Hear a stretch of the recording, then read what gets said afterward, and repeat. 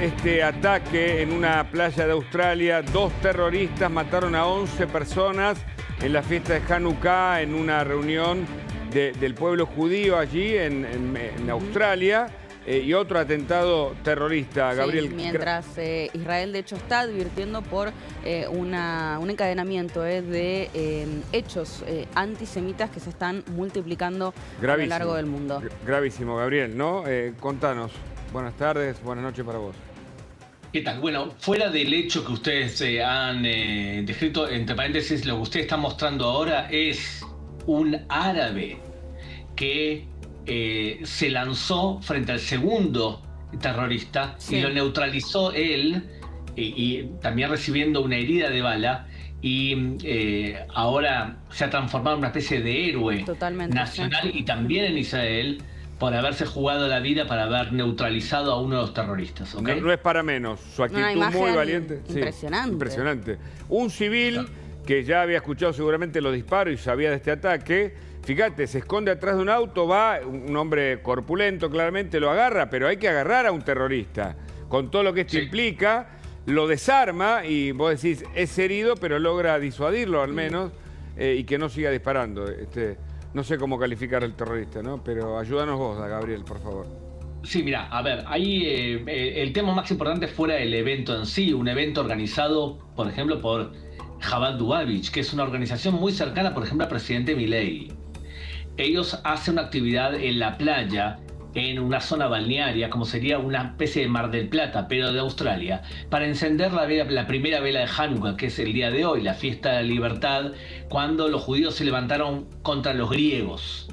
Entonces, es una fiesta relativamente importante dentro del calendario judío, y terroristas atacaron, pero lo importante del atentado en sí es todo lo que hay detrás, y es que varios gobiernos, especialmente gobiernos de izquierda, y medios de comunicación, como los australianos, pero te puedo decir otros tantos países, desde el 7 de octubre han incentivado una política clara de demonización del judío entre las naciones.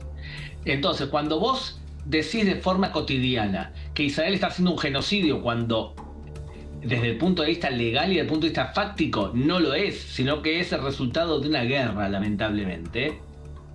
Y cuando vos repetís todo el tiempo eso, y cuando permitís manifestaciones en donde dicen hay que gasear a los judíos o hay que un Estado palestino desde el río hasta el mar, bueno, alguien siente que es legítimo dispararle contra judíos. Esto pasó en Australia. Ahora, dígame una cosa, nosotros como periodistas, ¿no podía haber pasado perfectamente en España? Hay también los medios de comunicación desde hace meses están diciendo que hay un genocidio, y aquel que se atreva a decir que decir eso es una barbaridad, entonces lo condenan y lo cancelan. España no tiene una política muy diferente a lo que vimos en Australia. Absolutamente, esto es muy llamativo y preocupante, porque además hay terroristas que trabajan o se visten de periodistas, trabajan en cadenas internacionales, se lo supo después del ataque de Hamás el 7 de octubre del 23. Pero acá, ¿qué podemos comentar de los atacantes y del grupo terrorista, Gabriel? Mira, que son de origen pakistaní, que no es la primera vez que pakistaníes intervienen en un atentado terrorista, y que también un grupo terrorista pakistaní fue utilizado en el pasado por Irán. Hace un mes el Mossad desarticuló un atentado planificado en Australia, y eso provocó, entre otras cosas, la expulsión de un agregado de la embajada iraní. Puede ser que estos mismos pakistaníes sean de esa misma rama, pero todavía es temprano para saber. ¿Hubo uno que fue abatido y otro fue detenido, o ambos fueron abatidos? Uno abatido y otro está en estado grave. Está en estado grave, ok. ¿Y qué información hay sobre quienes estaban allí presentes, ¿no? Porque más allá de los 11 ya lamentablemente confirmados fallecidos, hay más heridos. ¿Qué se sabe sobre el resto de las personas que estaban allí presentes? Mira, unas 2.000 personas, una fiesta central. Entre los asesinados hay un niño de 10 años, un rabino muy importante de la organización, Chabad Lubavitch, que fue la organización que organizó el evento, y shock general en la comunidad judía de Australia, porque es como si el evento, ¿saben qué? Para hacerlo a lo argentino, fuese en Miramar. Ajá. En donde la comunidad judía es muy fuerte durante el verano. Entonces es algo parecido a eso, muchas personas reunidas en un evento que parecía pacífico y que supuestamente no tenía que llamar demasiada atención. Otra cosa es la cantidad de poca presencia policial australiana. O sea, las comunidades suelen protegerse de alguna manera, de forma autónoma, pero cuando tú quieres proteger a una comunidad en un acto como esto, tenés que traer a gente armada, gente que pueda proteger de verdad a los civiles. Y por lo visto no se tomaron en serio el gobierno australiano las amenazas antisemitas que desde hace meses se han multiplicado en Australia. O sea, había seguridad, pero no acorde a lo que requería el evento, digamos. Si desde hace meses se han triplicado las manifestaciones antisemitas y desde hace meses el gobierno laborista de Australia no hace absolutamente nada y tiene una actitud pasiva y deja que las redes sociales y los medios de comunicación demonicen a los judíos, y bueno, tarde o temprano ocurre esto. Es el problema cuando líderes débiles y moralmente con la brújula moral bastante desalineada, actúan como actúan ante la gravedad del antisemitismo y del yihadismo. Esto es resultado de una política endeble de un gobierno que sus valores morales no están muy claros. Ahora, los pakistaníes, no es habitual escuchar, o por lo menos acá entre nosotros, ataques de pakistaníes. Vos correginos porque sos el que sabés del tema. ¿A qué organización pertenecerían? ¿Hamás, Hezbollah, chiitas, sunitas? A ver, los pakistaníes son sunitas, ¿está bien? Sí.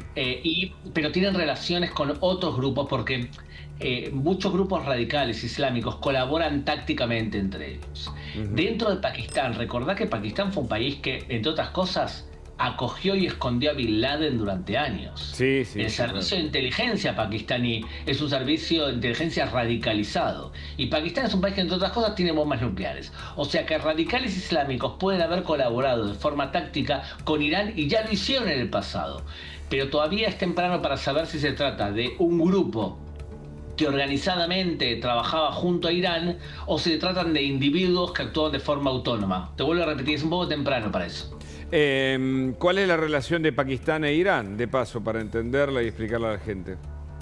En principio no deberían tener grandes relaciones, ya que uno es sunita y otro es musulmán chiita, pero a veces estos grupos tácticamente colaboran con algunos puntos específicos, principalmente porque no es el gobierno de Pakistán que actúa en este caso, son grupos radicales islámicos que pretenden colaborar de forma quizás táctica, en la consecución de una meta general, que es castigar a los judíos por alguna razón. Y por un lado vos describís este mundo extremo, islámico y terrorista, y a la vez hablás de un escenario propicio, o en todo caso propiciado, a partir de una guerra informativa proclive al antisemitismo, que nos preocupa desde hace ya algunas décadas, ¿no, Gabriel? Cada vez más.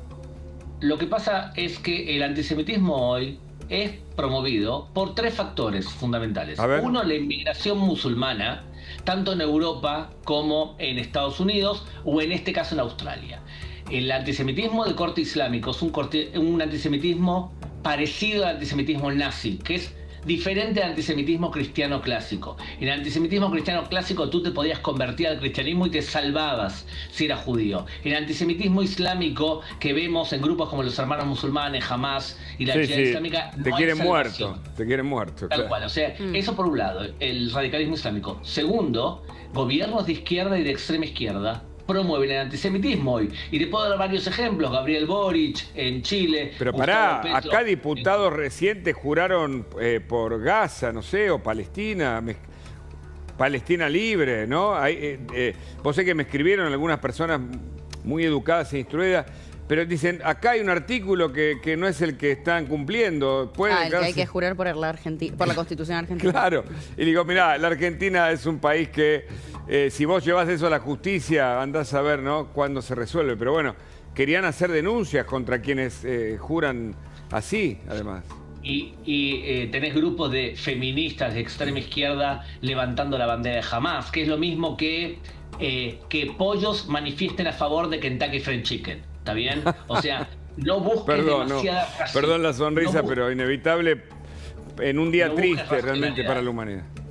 Lo segundo es gobiernos de izquierda y de extrema izquierda. Y lo tercero son medios de comunicación. A ver, la línea editorial del 95% de los medios de comunicación españoles es claramente demonizadora de Israel. Página 12 es igual.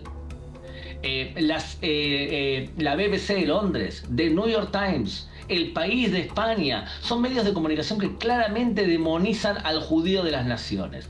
Entonces, estos medios de comunicación, en tanto y en cuando tengan más influencia en la opinión pública, legitiman decir que del río al mar, Palestina sea libre y no existirá ningún Estado judío. Gravísimo. Gabriel, quiero como último elemento plantear lo que acaba de publicar el gobierno de Javier Milei. Es un comunicado oficial de la oficina del presidente. Ahí lo vemos, lo compartimos si querés, Agustina. La oficina del presidente condena enérgicamente el ataque de terroristas islamistas contra la comunidad judía en Sydney, Australia. Menciona que este acto de violencia dirigido a familias judías que se encontraban reunidas, esto como nos lo explicabas vos, Gabriel, para celebrar Hanukkah, demuestra el desprecio por la vida y el afán de destrucción de un grupo de personas intolerantes cuya única meta es el fin de la humanidad, como la conocemos, y la imposición de un nuevo sistema teocrático de represión de las libertades, incluida la libertad de culto. Y bueno, menciona el viaje, ¿no? En agosto el primer ministro de Israel advirtió a su par australiano por un escrito, ¿no? Tiene que ver con los antecedentes que mencionaba recién Gabriel. Gabriel, el gobierno argentino tiene una línea muy clara, una alianza con Israel. De hecho, creo que se prometió y está en marcha la instalación de la embajada argentina en Jerusalén, que se traslada de Tel Aviv a Jerusalén. Esto sería un hecho histórico.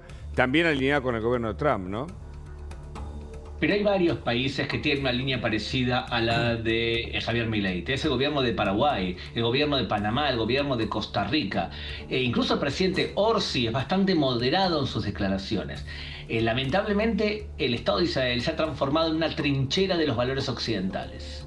Claro. Entonces tenés presidentes que quieren destruir el sistema porque consideran que el posmodernismo es genial y que hay que destruir todo para implementar un sistema nuevo, como Gustavo Petro, y tenés presidentes que defienden los valores judeocristianos. Entre ellos el presidente Milei, que considera que Israel es una manifestación de esas democracias liberales que nos gusta defender. Lamentablemente hay otros presidentes en el continente que no tienen las ideas tan claras.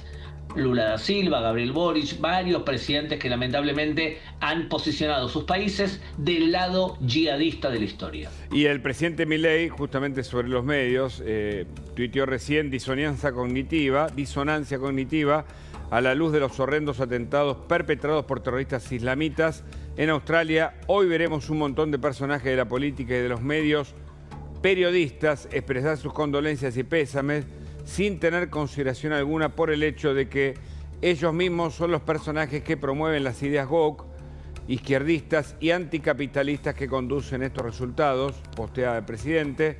En lugar de expresar condolencia vacía de contenido, recuérdenlo la próxima vez que quieran ejecutar en la plaza pública de la cancelación a aquellos que defendemos la necesidad de la libertad y los valores de Occidente. Un posteo de hace un ratito del presidente Milei. A propósito de lo que vos decís. Un posteo largo, ¿no? Dedicándole justamente a este tema.